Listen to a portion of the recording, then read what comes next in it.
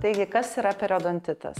Tai yra uždegiminė, lėtinė, dantį supančių audinių liga, kuri paveikia žandikaulio kaulą, kuomet jisai nyksta dėl infekcijos.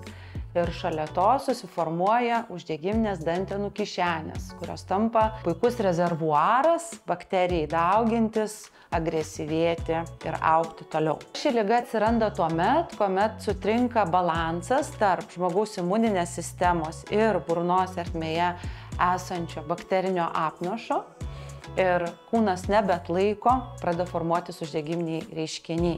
Kas tai labiausiai įtakoja, tai yra asmeninė burnos higiena, jeigu yra atliekama pilnai, ypatingai jeigu yra ne iki galo prižiūrimi tarpdančiai. Ir taip pat profesionali burnos higiena, kadangi profesionalios burnos higienos metu yra šalinamas apnašas ir konkrementai, kitaip vadinami dantų akmenys, kurių žmogus pats negali pašalinti. Šalia to yra kiti rizikos veiksniai, taip pat prisidedantis prie ligos atsiradimo ir progresavimo, tokie kaip rūkymas, stiprus stresas, sisteminės ligos, kaip širdies kraujagyslių ligos, cukrinis diabetas ir yra dar eilė kitų.